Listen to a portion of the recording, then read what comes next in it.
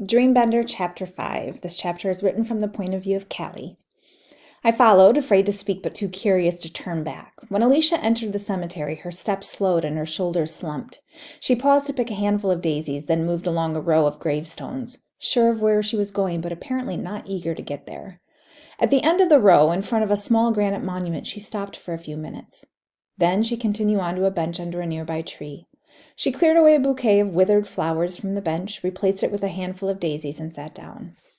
Watching from behind a tree, I felt terrible. I didn't like sneaking around or spying on people. My mother always says, when you're doing wrong, admit it. Face up to your mistakes. So I took a deep breath and stepped into the open. "Hello again," I said. Alicia flinched and looked up. "You followed me." There was a pain on her face and her eyes were wet. I said, "I'm sorry. I wanted to talk some more and was surprised to see you come here." Alicia glanced around, taking in the perfect rows of gravestones, but looking somewhere past them. "My friends don't know about it. They hate this place. They say it's where people worship the past." I had discovered Alicia's secret. It seemed only fair to tell her mine. "My parents study the past," I said. "They're keepers. I should have told you before." She took it in, nodding. I had the feeling you could tell Alicia anything and she would do the same thing. Listen, nod, try to understand. "I'll leave," I said, turning to go. "Don't you want to know?" she asked. "Know what?" "Why I'm here." I said, "Only if you want to tell me." She inclined her head toward the gravestone where she had stopped. "My grandmother's buried over there. I used to visit her grave when I was little. It was so peaceful, but that's not why I come back now." I wanted to know, but decided to let Alicia tell me in her own time. She said, "If a twin dies, are you still twins?" I remembered something my father had once told me. I said to Alicia, "When you lose an arm, you can still feel it. It could be the same with twins." "Maybe," she replied. "Did you have a twin?" She nodded. "We weren't identical. He was a boy. He didn't even look that much alike. But there was something special between us." "What happened to him?" I asked, unless you'd rather not say. "I want to.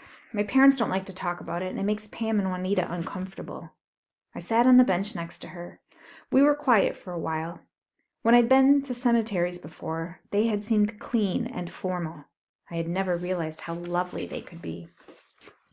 2 years ago, she said, the strangest thing happened, strange and awful. One night I heard my brother screaming and moaning like he was having a terrible dream. I went in to check on him and found him sweating and writhing in bed. I told him to hold him down, to help him, to comfort him. Finally, after a long time, he went back to sleep. I stayed with him, sitting by his bed. I guess I fell asleep. When I woke up, the bed was empty. We searched the house and the neighborhood. We told the catchers. We talked to his friends. We put up signs. Nothing. We searched for weeks and finally gave up.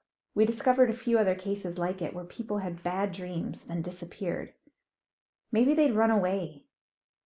Maybe they had been hurt and couldn't get help. Maybe there had been foul play. None of them ever came back. I wondered how hard it would be to lose a brother, especially a twin. The funny thing, said Alicia, was that all the people who disappeared were about my brother's age. He was 12. "Why would that be? I don't understand." "I don't either," she said. Alicia stroked the bench tenderly and gazed off into the distance. "For the longest time, I didn't believe he was gone. We'd had that special connection, and I didn't want to let it go. Deep down, I knew that if he were still alive, he would have contacted me. But there was nothing, not a trace. I wanted a place where I could go to remember him, and I thought of my grandmother's grave. This bench was close by. I came here to talk to him. Every few days I bring these fresh flowers. I miss him." Alicia picked up a daisy and sniffed it. Her words explained the sadness I had noticed in her face. They also explained her eagerness to have me join the group. Alicia had friends, but somehow, deep down inside, she was lonely. There were footsteps behind us and the light from another lantern. We looked up and saw a catcher. "What are you girls doing here?" he asked. He was an older man with a stern gaze. I'd seen him on patrol near the computing center. "Visiting my grandmother's grave," said Alicia. "It's late," said the catcher. "You should be at home, sleeping." I said, "We were just talking. We're not causing any trouble." "This isn't a place to talk," he said, "or the time." He studied me. I know you. Your father's a keeper. Did you tell him you're here? Not exactly. He reached down, took my arm, and pulled me to my feet. All right, get up, both of you. Let's go. Where? Said Alicia. He reached down. Home, said the catcher. I'll let you go this time, but don't let me catch you out at night again. Alicia hung back. I guess she wanted to say goodbye to me or maybe to her brother. Go, the catcher told her. She caught my eye, then reluctantly moved off. When she was gone, the catcher walked me to the gate. Outside, he let go of my arm. Are you going to tell my father? I asked. He surprised me by smiling. When I was your age, I used to sneak out at night.